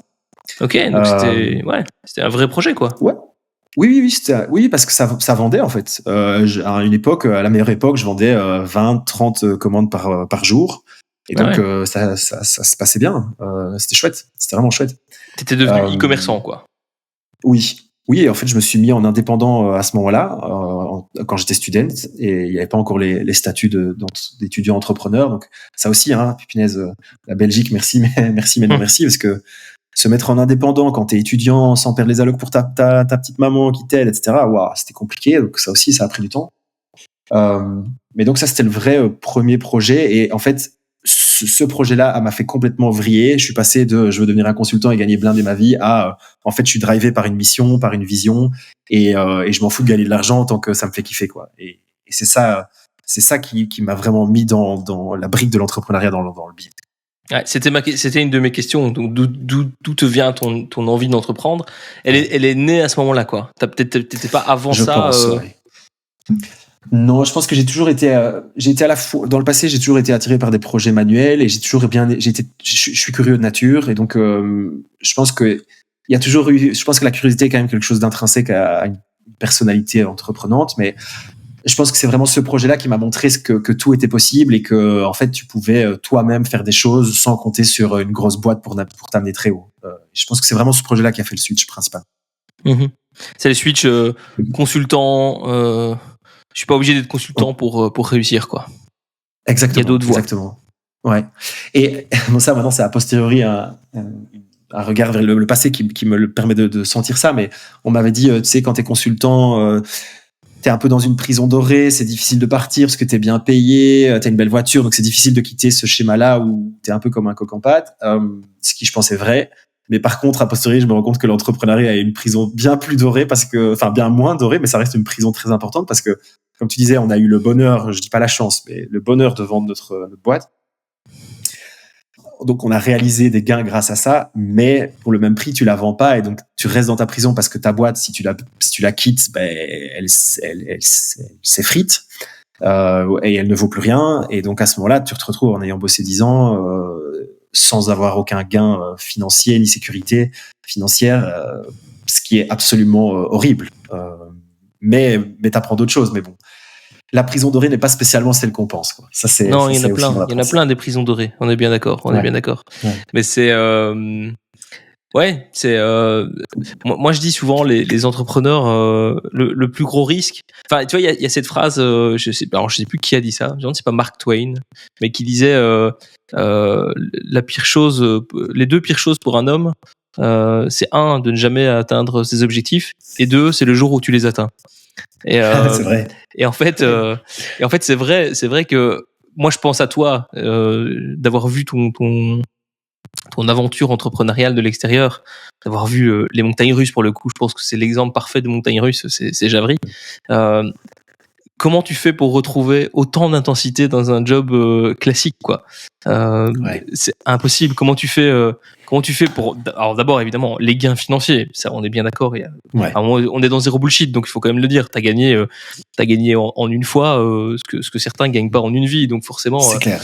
Moi, j'aime bien cette image de on tire la courbe, tu vois. Donc en tant qu'entrepreneur, on accélère énormément, donc on se donne beaucoup au début et on tire la courbe des revenus. On n'attend pas d'avoir 70 ans pour gagner sa vie. Donc on gagne très bien sa vie. Donc il y a le fait de gagner très bien sa vie, il y a le fait de les émotions qu'on vit, le roller coaster. Ouais. Comment tu fais pour retrouver ça après? Moi, je pense qu'il y a un côté, c'est presque une malédiction, hein, quelque part. Ça va être hyper intéressant. Ouais, ça va, c'est ça. On devient accro à ça. Hein. On devient accro à tout ça. Oui, parce que je pense que c'est même biologique. Hein. Ça génère tellement d'émotions et de choses dans ton corps que en fait ça devient ça génère des substances. Je vais pas les nommer parce que je les connais pas, mais j'imagine qu'il y a de l'adrénaline et ce genre de choses qui se génèrent à plein de moments. Ouais. Et pas mal de cortisol aussi, qui est l'hormone du stress. À mon avis, tu dois en avoir pas mal. Ouais. Bah, c'est vrai que j'ai pas parlé d'un épisode, on y reviendra sans doute après, mais qui a aussi mené à ma décision, c'est que je me suis fait opérer en urgence du bide juste après la vente. Et ça, c'était un épisode quand même très très marquant. On pourra peut-être y revenir, mais ça a aussi généré la décision. Et je pense que ce qui m'est arrivé est entre autres lié à tout le stress qui avait été généré pendant la période de la vente. Et je pense que c'est clair que ça génère tellement de choses positives que ne plus continuer l'entrepreneuriat, c'est je pense très compliqué. Retourner dans un schéma plus classique. Mais par contre, c'est vrai qu'il y a des à côté qui sont pas toujours positifs si tu les gères pas bien. Mais bon, c'est comme dans tout, il y a pas que du positif. Mais c'est sûr que retomber dans un schéma classique de professionnel, pense mission impossible. En tout cas, pour moi, à ce stade, je vois pas comment ce serait envisageable. Ça, Tu t'imagines pas là aller travailler un peu comme consultant, avoir une petite BMW de fonction, non? Non, sans critiquer, c'est ceux qui le font parce que mais... je pense vraiment qu'il faut tout, mais non, clairement pas. Je pense que c'est très compliqué. Alors, je dis jamais, parce que tu sais jamais de quoi demain est fait, mais c'est sûr qu'après avoir vécu l'aventure Javry, j'ai qu'une envie, c'est d'en recommencer une autre et après me laisser le temps de souffler quand même un peu, évidemment, mais ça va revenir et j'ai confiance aussi dans les opportunités qui vont se présenter. Mais ça me paraît clair que le chemin entrepreneurial ne va pas s'arrêter demain, ça c'est certain. Et donc pour être clair, t'as quitté Javry, t'as quitté donc le repreneur, donc tu bosses plus avec eux, mais t'as rien pour l'instant. T'es vraiment à la retraite. Je suis encore opérationnel pour le moment. Donc, je suis encore opérationnel jusqu'au 31 du 12. Mais 31 du 12, je ferme l'ordi, je coupe mon téléphone à 100% et je suis devenu non nécessaire à ce que le projet se porte bien. Donc, c'est tout l'enjeu du moment. Il y a un sage que tu es qui m'a un jour dit il faut se concentrer sur une chose à la fois. Donc, c'est exactement ce que je fais. C'est que là, je me concentre sur le closing de Javry. Donc, vraiment fermer la page Javry. J'ai dit ça, se concentrer sur une seule chose à la fois. Purée. Ouais, en tout cas, c'est de toi que je retiens ça parce que quand on travaille ensemble, même si je sais que parfois tu l'appliques pas, donc c'est toujours ambivalent, mais je sais que, en tout cas, et si c'est pas toi, c'est en tout cas le parcours qu'on a vécu ensemble, mais je sais que pour faire les choses bien, il faut les faire à fond. Pour les faire à fond, il faut être dedicated et pour ça, il faut en faire qu'une à la fois. Sinon, tu te donnes pas les chances de réussite. Je dis toujours, si tu fais pas une chose à la fois, en fait, tu sais pas si ça va vite vers le succès ou vite vers l'échec. Or, pour savoir avancer correctement, il faut vite aller vers l'échec pour rediriger ou vite aller vers le succès pour continuer. Donc ici, moi, tout l'enjeu, c'est d'aller vite vers le succès qui est en fait déjà acté. Je vais pas me en cacher, mais de la transition pour que Javry perdure sans moi. Ça, c'est l'objectif jusque fin décembre. À partir de début janvier, s'ouvre une nouvelle page complètement vierge que je suis en train de dessiner, qui va être du temps pour moi et pour mes proches. Faire des choses que j'aime, que j'ai pas eu le temps de faire, que j'ai pas pris le temps de faire dans le passé. Et puis la suite sera le développement d'opportunités qui vont se produire pendant cette période qui arrive, mais impossible à évidemment définir à ce stade. Ouais, donc tu sais pas quoi, tu vas kiffer la life à partir de janvier quoi. Ouais, j'ai ultra confiance dans le futur et dans le présent, et donc je sais que les opportunités elles arrivent, c'est déjà le cas maintenant, donc je pense que une des clés, et c'est pour ça que je me suis arrêté, c'est que il faut faire ce qu'on aime. Si on fait pas ce qu'on aime, alors, pendant toutes les années Javry, je me suis jamais dit je bosse. J'allais jamais le matin travailler. D'ailleurs, littéralement, j'avais pas de distinction entre travailler et pas travailler. C'était juste je fais ce qui me plaît, quoi. Et une des raisons qui m'a poussé à arrêter Fontaine, c'est qu'il y a eu plusieurs fois où je me suis levé et je me suis dit j'ai pas envie d'aller travailler. Et ça, c'était un signal fort. Je me suis dit waouh, mais en fait, j'ai jamais connu ce truc. Qu'est-ce que c'est? Et la première réaction primaire, c'est mec, t'exagères. Vas-y, pousse un peu sur la pédale parce que c'est tout le monde a ça. C'est normal d'aller travailler, machin. Et en y réfléchissant, je dis non, même encore tout le monde vivrait ça. Moi, je décide de pas accepter ça. Je veux pas avoir ce sentiment de travailler. J'ai envie de faire ce que j'aime, de développer des projets qui ont du sens, même si Javry a du sens. À ce moment-là, moi, j'avais l'impression de bosser et donc c'était plus ce qu'il me fallait, quoi. Et donc demain, à partir de janvier, c'est ce que je vais refaire, c'est que j'ai listé toutes des choses que j'aime bien faire, qui vont du sport à rencontrer des gens, à faire des activités avec mes proches, qui vont de facto, j'en suis sûr, faire naître des opportunités. Et j'ai confiance dans le fait que ces opportunités définiront la suite, en fait. Ouais, moi j'en suis certain, j'ai aucun doute là-dessus. Mais c'est marrant, quoi. C'est marrant de se dire bon voilà, j'arrête et puis on verra, quoi. Ouais. Ma mère, elle bien, comprend pas. Hein. Mais ma mère, elle comprend pas du tout, non. Et autant ta mère ma mère, elle était dans l'administration fiscale, aux contributions. Maintenant, elle est retraitée. Et c'est quelqu'un de très stressé pour plein de raisons. Et autant quand j'ai démarré Javry, franchement, elle a été dingue. Elle m'a, même si elle était stressée, elle m'a montré les risques comme elle pouvait, mais elle m'a jamais dit n'y va pas, quoi. Elle m'a soutenu, elle a même collé des timbres avec moi sur les enveloppes. Hein. Tu sais ce que c'était de coller les timbres. Elle m'a soutenu, et autant maintenant, elle me dit, elle comprend, elle soutient toujours autant, mais enfin non, elle soutient toujours autant, mais elle comprend pas. Elle dit mais comment ça se fait? Enfin, tu t'arrêtes, mais demain t'as pas de boulot. Comment ça se fait? Qu'est-ce que tu vas faire? Est-ce que ça va aller? Tu sais que tu dois encore gagner ta vie, etc. Et je sais que ça peut paraître un peu bizarre, mais à la fois, je sais pas, je me fais confiance et je fais confiance au futur, donc je sais que ça ira. Bah oui, évidemment.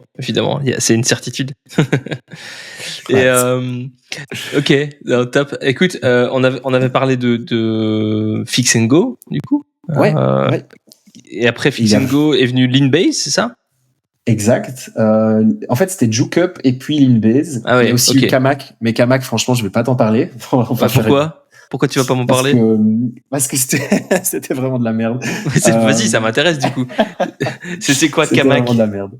Vas-y, explique. Je savais faire un webshop avec les vitres d'iPhone. Je me suis dit, bon, je vais dupliquer le webshop. Je vais mettre des autres couleurs, un autre design, et je vais appeler ça Kamak pour Camera Accessories. Okay. Et je vais acheter plein d'accessoires. C'était la naissance des GoPro à ce moment-là. Je vais acheter plein d'accessoires marque blanche GoPro et je vais les vendre en ligne.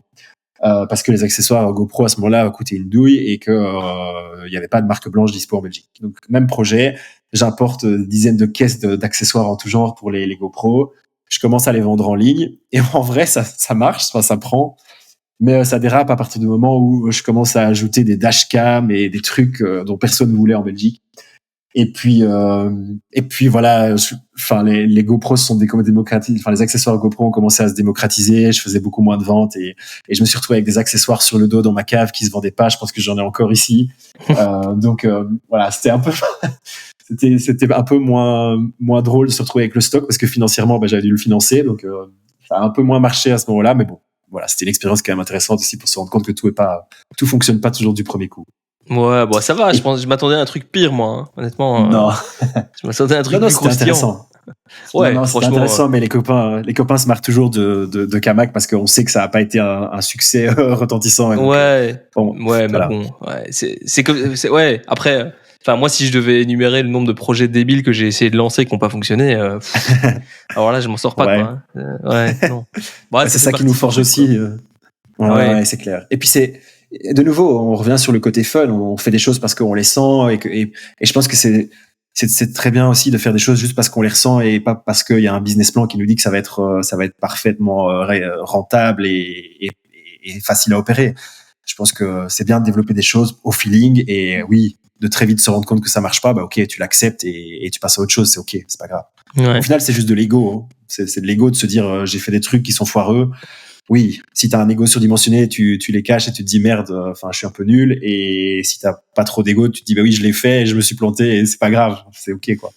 Ouais, et puis surtout si tu comprends bien finalement le processus de création d'entreprise, de valeur, de projet, je sais pas comment on peut dire, mais il passe toujours par là, par des essais-erreurs. Enfin, je vais pas venir avec le truc tarte à la crème de, tu vois, c'est bien de faire des erreurs, c'est toujours mieux de pas en faire, mais ça fait quand même partie du process. Si tu fais pas d'erreur, c'est que t'as pas essayé assez, quoi. A priori. Donc, et tu m'avais dit une fois, et ça je l'ai retenu aussi parce que je trouve que c'est vachement juste. T'as retenu des trucs que je te dis, hein. Tu sais, je dis pas toujours que des trucs intelligents. Des fois, je dis des conneries et puis. Je pourrais donner une anecdote sur ça si tu veux, mais.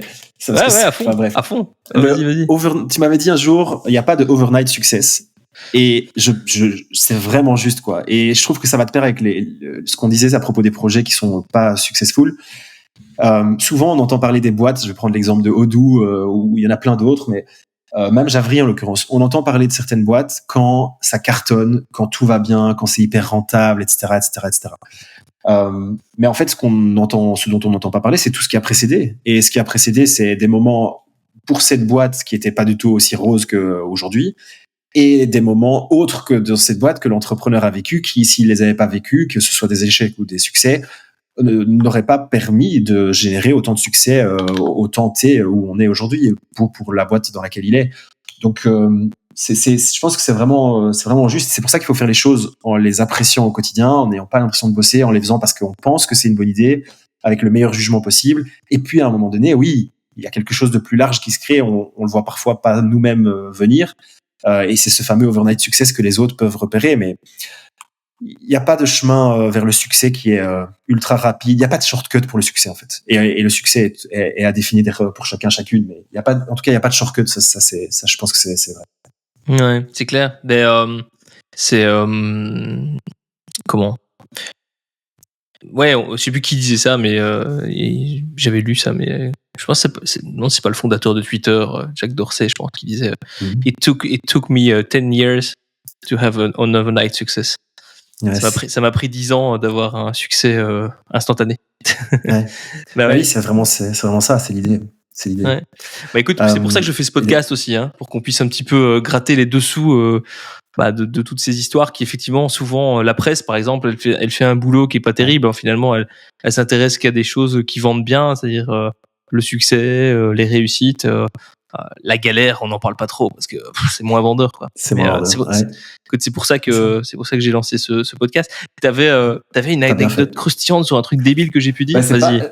C'est pas assez Hésite croustillant, mais c'est ce qui est très vrai, c'est que je te l'ai jamais dit, donc c'est le moment, c'est trop marrant. Mais toi, t'es un gars qui va foncer dans une direction. Tu vas dire, les gars, en board, tu vas être du genre à dire, ok, il faut absolument faire ça, ou tu vas être super serein par rapport à ton opinion. C'est même pas, tu vas dire il faut, parce que tu disais pas tellement ça, mais tu vas donner ton avis qui va être super tranché et qui va aller dans une direction très précise. Et au tout début, quand on se connaissait pas encore, moi j'avais tendance à vraiment à me dire putain, mais il est tellement persuadé qu'il faut d'office aller dans cette direction-là et c'est d'office la bonne. Et avec le temps, au fur et à mesure qu'on a appris à se connaître, j'ai pris plus de confiance aussi en moi, en mes jugements, et je me suis rendu compte aussi que de board en board, il y a une fois, je sais plus c'était quoi le sujet, mais il y a vraiment une fois où je me suis dit, ok, Vince, il faut l'écouter, mais il faut pas tout le temps l'écouter parce que il y a eu vraiment un board où c'était, tu disais A, et puis le board après sur la même thématique, tu disais B, et j'étais là, mais attends, la fois passée, on avait dit A, et genre, qu'est-ce qui se passe? Et puis j'étais là, mais en fait, c'est normal, en fonction des éléments qui existent, en fonction du contexte qui change, bah, chacun se fait son opinion, et oui, les opinions peuvent changer, et je pense que c'est clé pour les entrepreneurs d'avoir leur esprit critique toujours actif, même avec des boards, peu importe la qualité du board, c'est super important de prendre tous les avis à gauche et à droite, mais surtout de se construire son propre avis sur base de tout ce qui nous entoure. Mais voilà, c'était ça l'opinion. Le truc, c'était de dire, on peut changer d'avis, et même toi, ça t'est arrivé de changer d'avis sur des. Ah ouais, mais moi, mais vraiment, je suis capable de dire A et de dire B 2 mois après sans même m'en rendre compte. Mais mais c'est bien. T'as raison de comment. Ce qui est vachement bien, c'est qu'effectivement, tu l'as compris. Moi, tu sais, en réalité, on faisait les cakes une fois par mois pendant le board, une soirée. On mangeait des sushis.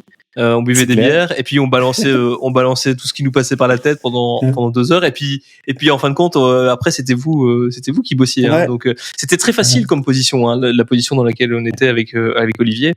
C'est-à-dire t'as 2 gars qui arrivent qui ont la tête dans l'opérationnel, dans les problèmes, dans les trucs et qui te disent qu'est-ce qu'on pourrait faire.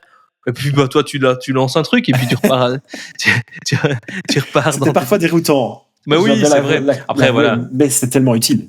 On essayait d'être constructif, mais c'est vrai que quand t'es pas, c'est ça le truc aussi. Même si t'es au board et que tu t'intéresses à la boîte forcément dans laquelle tu es, en tant que board member, bah, t'es quand même très très loin des réalités journalières, opérationnelles.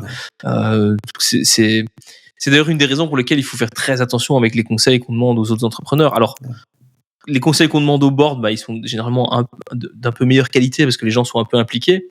Mais alors, dès que tu commences à sortir de ce cadre-là, aller trouver un entrepreneur et lui demander des conseils, c'est très très risqué, évidemment. Ouais. C'est bien, comme tu dis, c'est bien de les entendre et puis de se forger une opinion en prenant plusieurs avis externes et puis voilà. Mais il faut jamais oublier que les gens ils connaissent rien de ton business, hein. C'est clair. Et sans le vouloir, on a tous notre prisme lié à nos expériences passées. Et donc, quand on prodigue des conseils, évidemment qu'on a notre prisme qui impacte ces conseils. Et donc, moi, c'est une habitude que j'ai prise aussi, c'est que quand je donne des conseils, je finis toujours ce conseil par quelqu'un que j'avais vu m'avait dit ça, et je trouvais ça super juste. C'était Thibaut Biboyk, avant que je rentre dans Javry, justement. C'était prends 10% de ce que je viens de t'expliquer et jette 90% du reste, parce qu'il y a sans doute que 10% qui sont vraiment applicables à ton projet, à toi, si les 10% existent. Et je trouve ça chouette en tant que conseiller aussi d'avoir l'humilité d'aller, de dire ça, parce que ça permet aussi à l'autre qui est en face, qui demande des conseils, de se dire ok, mais c'est vrai, là j'ai envie de tout boire, mais sans doute que je dois pas tout boire, quoi. Et je pense que c'est important. Et honnêtement, là, je suis rentré dans un board, c'est super intéressant parce que du coup, je suis dans l'autre côté du miroir, comme vous, toi et Oli, vous avez été. Et l'expérience, je me rends compte à quel point elle est enrichissante aussi. C'est absolument extraordinaire comme expérience, parce que tu peux. Enfin, moi, j'ai toujours l'impression, tu vois, de pas spécialement être bon. Et donc là, j'ai la chance du coup d'avoir un petit ego boost en me rendant compte que grâce à la prise de recul justement qui est nécessaire quand tu es dans un board en tant qu'investisseur, comme tu disais, tu n'es pas dans l'opérationnel, tu fais face à des gens qui sont dans l'opérationnel avec le nez dans le caca, le nez dans le guidon. Et donc toi, avec juste ta vue hélicoptère, t'arrives, tu dis ce que tu penses, et en fait ce que tu dis, ce que tu penses est juste parce que tu as l'expérience d'analyser les choses plus ou moins correctement. Et en fait, ça fait énormément de bien aux porteurs et porteuses de projets. Et c'est une position qui est, c'est hyper amusant, hyper enrichissant et vraiment agréable en fait comme position, quoi. C'est je te rejoins là-dessus. Ouais, moi j'ai adoré les années Javri au board, effectivement, parce que surtout, soyons clairs aussi, il y a pas de stress, quoi. Tu vois, c'est génial. Tu participes à l'aventure entrepreneuriale sans prendre beaucoup de risques, à part l'investissement initial. Tu vois, t'as quand même le financement. Ouais, mais bon, ça reste relativement limité. Au bout de 7 ans, c'est complètement derrière toi, tu vois. Mais par contre, t'as tout le plaisir quand même de suivre l'aventure, parce que c'est quand même ça. Je trouve les anglophones, ils ont un super terme, tu vois, les VC, les venture capitalistes. Donc c'est du venture, c'est de l'aventure, quoi. Et c'est vrai que c'est vraiment une aventure à chaque fois. Et pouvoir participer à une aventure sans forcément se taper tout l'opérationnel et tout le stress, tous les risques, tous les problèmes, en voyant que les entrepreneurs une fois de temps en temps, c'est vrai que c'est hyper agréable, hein. C'est une des chouettes raisons d'investir un peu dans les startups, dans les jeunes entreprises. Je le dis à tous ceux qui écoutent, hein, si vous avez de l'argent, tu sais, les vieux de 50 ans là qu'on fait consultant toute leur vie, c'est un bon moyen de prendre un peu une partie des économies et puis d'aller vivre une aventure, quoi. Ouais, parce que ça génère de l'excitation, comme tu dis, sans avoir les revers de l'excitation, excepté éventuellement les pertes financières qui peuvent aller avec, mais c'est trop chouette, ça te fait vivre en fait, hein, ça te fait vivre. Mais comme tu disais, c'est que de l'argent, hein, je veux dire. C'est important, oui, mais voilà. Oui. Bon. Et c'est clair. Et donc le projet dans lequel t'as rejoint le board, t'as investi, c'est le projet écologique. J'ai vu ça sur ton. J'ai pas encore publié parce que je peux pas. Donc malheureusement, là c'est zéro bullshit, mais je pourrais pas dire le nom du projet, mais c'est clairement en lien avec mes valeurs. C'est en lien vraiment avec mes valeurs éco-responsables. Je pense qu'il faut vraiment faire les choses différemment. En tant qu'entreprise et en tant que personne, parce que les pouvoirs publics font pas spécialement le taf. Et donc, attends, Maxence, je te coupe 2 secondes. Sur ton profil LinkedIn, il est noté que tu es investisseur dans Time for the Planet. Alors, c'est pas ça, c'est une autre histoire. C'est pas ça. Non, c'est pas ça. Donc, Time for the Planet, c'est encore autre chose. Ça, je t'avoue que c'est plutôt un petit syndrome de l'imposteur. C'est quand on a vendu Javri. De nouveau, je rappelle le contexte, mais dans la famille, on n'avait pas spécialement beaucoup d'argent. Quand j'ai touché la première tranche de la vente Javri, pendant 1 mois, j'ai pas su dormir parce que j'avais l'impression tous les soirs qu'on allait venir me reprendre l'argent.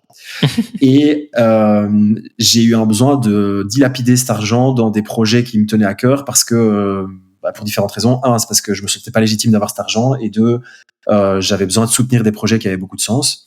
Time for the Planet, c'est un projet de dingue qui, pour la faire très courte, rassemble des fonds auprès de différents types de publics pour les investir dans des entreprises qui vont participer à la décarbonation de notre monde, ou qui vont participer à changer les choses, changer la manière de faire les choses dans certaines industries pour émettre moins de carbone. Grosso modo, c'est ça le résumé. Je suis pas actif là-dedans, mais j'ai investi un peu d'argent à fond perdu, parce qu'il n'y a pas de return possible. Donc c'est vraiment juste perte sèche, entre guillemets, mais très content pour notre terre de pouvoir participer, petite mesure là-dedans. Donc le projet, c'est vraiment un projet entrepreneurial petite taille, start-up. Ils sont 3 ou 4. Et ils veulent changer une industrie en la digitalisant et en la décarbonant le plus possible. Donc ça fit vraiment parfaitement avec mes connaissances et mes valeurs. Donc j'ai mis un peu d'argent là-dedans, et on publiera ça justement avec l'expérience que j'ai pu gagner grâce à vous. On devait publier les choses mardi matin, c'est ce que les porteurs de projet nous avaient proposé. Et puis je leur ai fait un petit toc-toc, attention, mardi soir c'est l'élection américaine, la bande passante médiatique elle va être nulle. Donc je leur ai proposé humblement de décaler le lancement et l'annonce parce que ça risquait de passer totalement inaperçu, et je me suis dit bon là il faut que je le dise, et bon, ils ont écouté mon conseil, donc j'en suis très content, et on publiera ça je pense le 11 novembre. Donc, d'accord. On enregistre aujourd'hui le 7 novembre. Donc comme ça on c'est voit. vrai que c'est intéressant de le noter. Et donc aujourd'hui on sait que le président américain c'est Trump, le 47e président américain. C'est quoi ton avis là-dessus? Il est il est double. Le premier, c'est que c'est la réaction un peu classique occidentale, c'est oh merde, c'est con, ça aurait été mieux que ce soit l'autre, que ce soit Kamala Harris, pour plein de raisons. Moi, c'est principalement les raisons écologiques et les raisons aussi humanitaires qui me perturbent le plus. Ça me fait peur, pour pas le dire autrement. Parce que je pense qu'il va y avoir un désengagement américain dans l'humanitaire et dans l'écologie, ce qui n'est vraiment pas bon pour notre société au sens très large, mondialement parlant. J'ai appris ça. Les States, c'est 40%, je pense, du financement de l'aide humanitaire mondiale. Donc, on sent quand même que c'est un impact important. Et idem au niveau écologique, c'est un des premiers pollueurs en émissions CO2. Donc, c'est très important ce qui se passe là-bas. Ça, c'est la première réaction. La seconde, elle est beaucoup plus positive. Elle fait que, comme les gens ont peur, et je fais partie des gens qui ont peur, ça va générer de l'action. Et en fait, je pense que la peur mène à l'action, à condition de pouvoir passer le cap. Moi, je suis déjà là en train de m'actionner dans mon cerveau, en train de me dire mais qu'est-ce que je peux faire moi ? Comment est-ce qu'on peut prendre nos responsabilités, nous, collectivement, en Europe, entreprises, humains, particuliers, politiques, éventuellement, s'ils veulent bien. Qu'est-ce qu'on peut faire au final pour transformer cette peur en une action positive, vertueuse, pour que le monde de demain soit meilleur que celui d'hier, peu importe ce qui se passe en Amérique. C'est vrai que c'est important, ça faisait partie des sujets, on l'a survolé un peu partout, on l'a survolé un peu dans toute la discussion là, mais un des aspects importants de Javri, c'était l'aspect écologique, éco-responsable, humain, éthique, que moi j'avais juste mis à l'état de pur embryon, c'est-à-dire que moi je voulais du café de qualité. C'était ça vraiment mon truc. Je voulais du café de qualité. Je voulais que le service propose la vente de café de qualité. Et la vente de café de qualité, il se trouve que le meilleur moyen, c'est de payer les gens correctement, les gens qui produisent ce café. Et donc, un peu par la force des choses, pour avoir du café de qualité, il a fallu travailler avec des gens qui importaient du café de manière éthique, puisque les gens à l'autre bout de la chaîne, les producteurs, sont payés correctement. Et ça, je sais, ça t'a plu dans le projet. C'est un aspect qui t'a plu et que t'as pas arrêté de développer de plus en plus. T'es devenu un vrai défenseur de tout ça, de l'éthique. Non, mais voilà.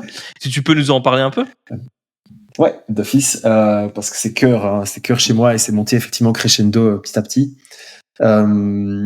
Donc tu l'as super bien résumé. Le café de qualité, pour le produire, il faut des humains de qualité. Pour avoir des humains de qualité, il faut que ces humains gagnent leur vie correctement en ayant un salaire correct.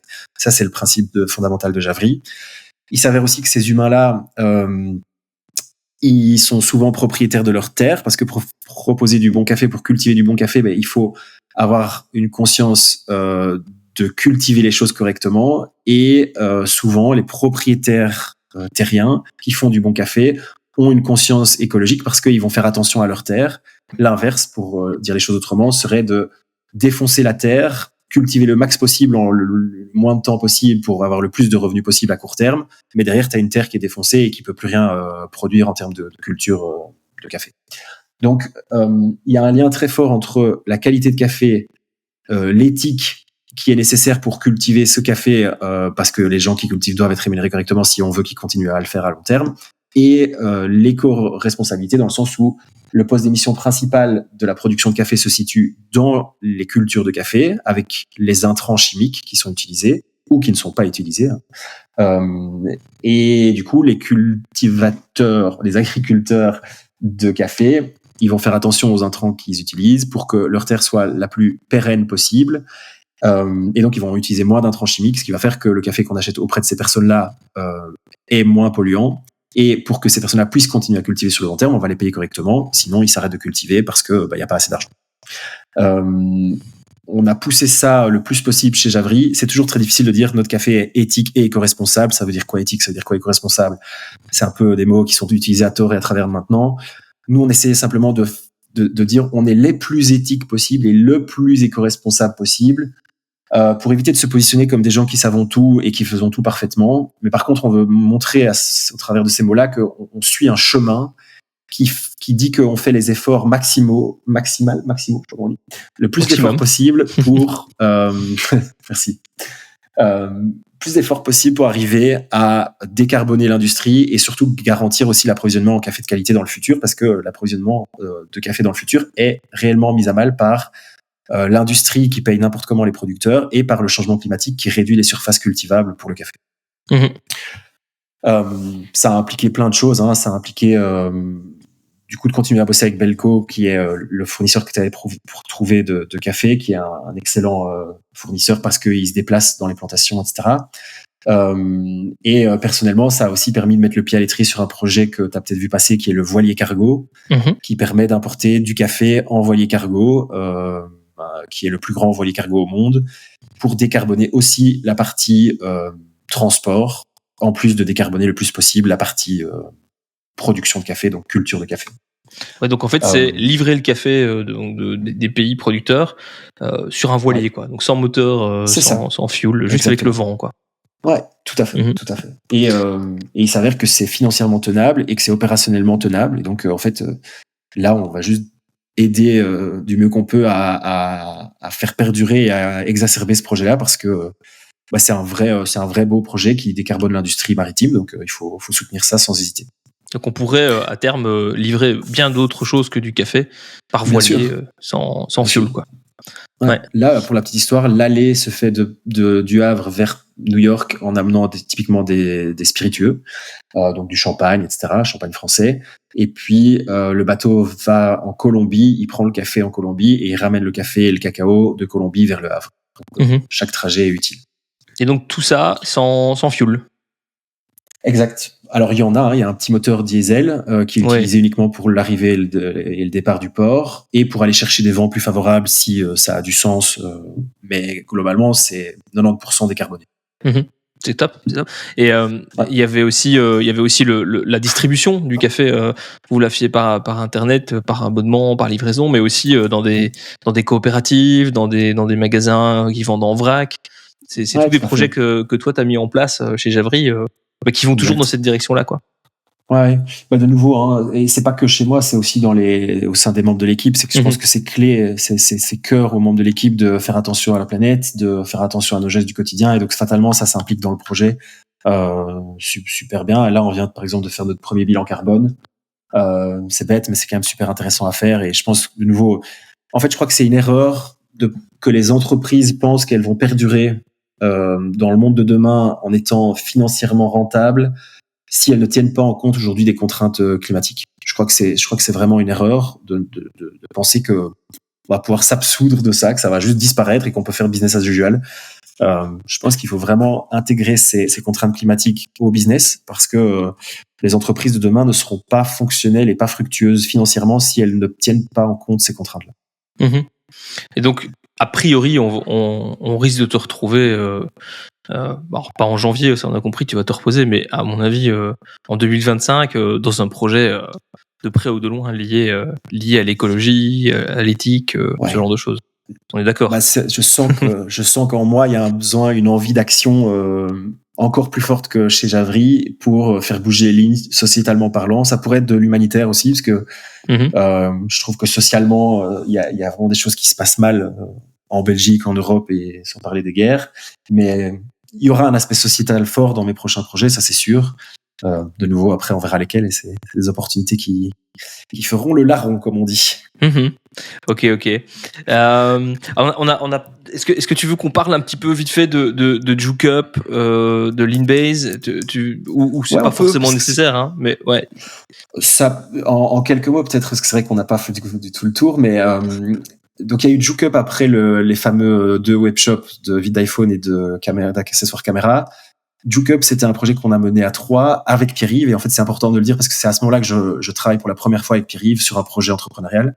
Le concept était méga simple, c'était un jukebox virtuel qui était disponible sur les App Store et qui permettait en gros d'avoir une playlist collaborative en soirée ou au bureau. Chacun ajoute ses chansons dans la playlist et peut voter positivement ou négativement pour faire monter une chanson ou descendre une chanson dans la playlist.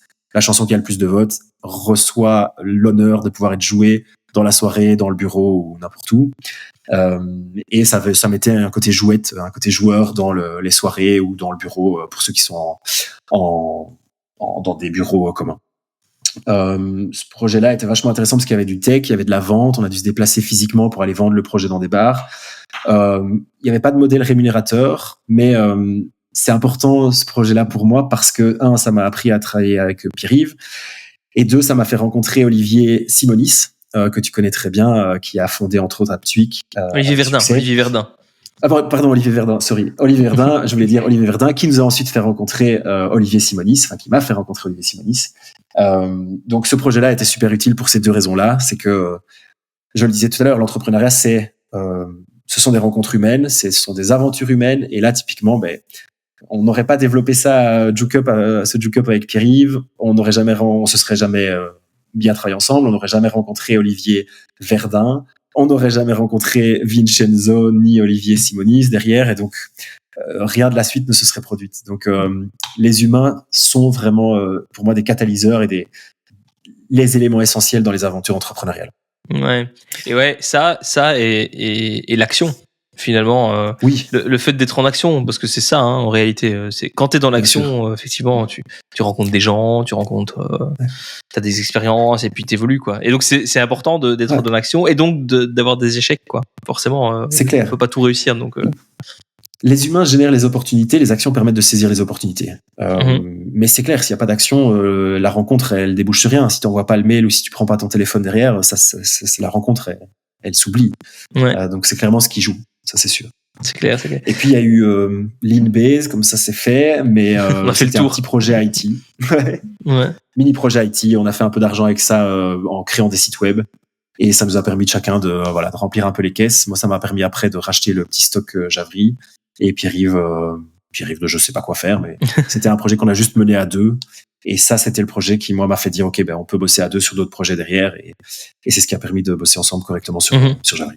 C'est d'ailleurs un conseil que je donne parfois quand je rencontre, je peux le dire maintenant, je suis vieux, mais quand je rencontre des jeunes qui veulent démarrer des entreprises, souvent je leur dis, vous n'êtes pas obligé de faire une entreprise, vous pouvez faire un projet, quoi. Vous pouvez juste faire un truc ensemble, et puis, mais t'as raison, c'est ce que t'as fait avec Pierre-Yves. Vous avez juste fait un projet ensemble, sans plus de prétention, et puis, ça permet de voir si on bosse bien ensemble, si on s'entend bien, si on peut être pote avec quelqu'un, et puis, de pas du tout supporter de travailler avec lui, ou pas du tout être efficace, toi. Donc, je suis partisan aussi des très petites étapes. Il y a tellement de gens qui viennent me voir en disant je vais lancer un projet, mais je dois d'abord créer la structure juridique, et il y a ce problème-là avec les contrats, et il y a la comptable, etc. Et je leur dis, mais les gars, commencez. Commencez, pensez à rien d'autre que juste développer votre produit et le vendre, et puis on verra après, quoi. Quitte à faire du black pendant quelques semaines, quitte à pas être en règle officiellement pendant quelques mois. C'est pas un drame, quoi. C'est vraiment pas un drame tant qu'il n'y a pas de volonté de faire les choses mal ou de faire des choses pour faire le mal. Faites-le et puis mettez-vous en règle au fur et à mesure des étapes. Mais je pense qu'on se met toujours des barrières très importantes en tant qu'humain. En tout cas, personnellement, je me suis rendu compte que c'était le cas. Et on oublie souvent que les barrières, elles sont très personnelles, quoi. Donc, il faut essayer, je pense, de lever les barrières qu'on se met à soi-même le plus rapidement possible et de garder ça en tête parce que on voit toujours les choses très petites en Belgique. C'est peut-être le seul truc que je vois comme raté avec Javry, c'est qu'on n'a pas été assez ambitieux. En fait, comme on est en Belgique, on a un petit marché, surtout un petit marché francophone, etc., compliqué avec 3 langues. En fait, il faut pas avoir peur de voir large, de voir grand, de voir au niveau européen, de voir mondial. Je pense que demain, si je recommence un projet, ce sera avec cette ambition-là, quoi. Ouais, c'est top. Écoute, on arrive déjà à plus d'1h20 de podcast. Moi, j'ai envie de te poser une question un peu rien à voir, mais quand même. Ouais. C'est une question que j'ai pas encore posée dans ce podcast, mais je l'avais dans ma liste de questions et je trouve qu'elle est sympa. J'ai envie de la tester en tout cas. Allez, vas-y. Si tu devais choisir un moment de l'histoire, donc c'est la question à machine à remonter le temps. Imaginons tu dois choisir un moment de l'histoire auquel tu pourrais remonter avec une machine à remonter le temps. Tirer quand? C'est bizarre de dire ça, mais tu irais quand? Quand tu parles de l'histoire, c'est l'histoire avec un grand H. Hein. C'est pas ma petite histoire avec Javry ou mon petit projet. C'est l'histoire au sens très large du terme. Après, si tu me dis je voudrais retourner 5 ans en arrière, pourquoi pas, hein, mais t'as l'occasion d'aller n'importe où dans l'histoire. T'as une machine à remonter dans le temps, quoi. Tu vois, tu peux aller où tu veux. Genre Back to the Future, tu vois. T'as la machine, tu tapes la date et puis t'y es. Alors, la mauvaise nouvelle, c'est que je suis très mauvais en histoire. Ma culture générale est très mauvaise. Ouais, après, je pense une date exacte. Hein. Si c'est une période, c'est bien. Là, sans réfléchir, je te dirais au moment de la révolution industrielle. Ah ouais. Parce que je pense que l'humain a commencé à faire des choses à ce moment-là qui étaient plus en phase avec le cycle naturel de la Terre.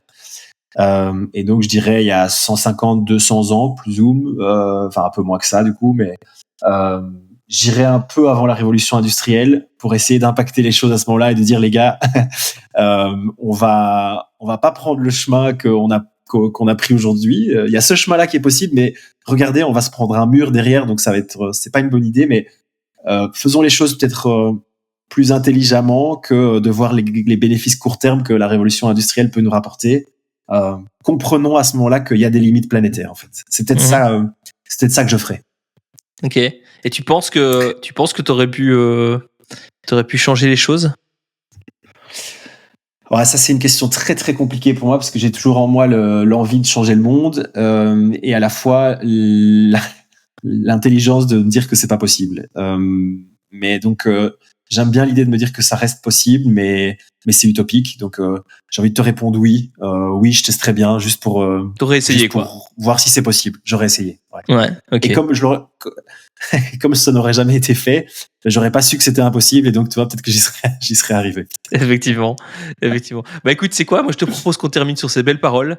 Dommage, Magnifique. on peut pas remonter à la révolution industrielle, mais il y a peut-être encore, on a peut-être encore le temps de changer les choses. Yes, tout est toujours faisable, ça c'est certain. Je te remercie, Maxence. Merci du coup. Et à bientôt. Merci à toi. Ouais, à très vite. Merci beaucoup, Vinci. Salut. On stage, Vincenzo. Vous ne serez plus jamais solo.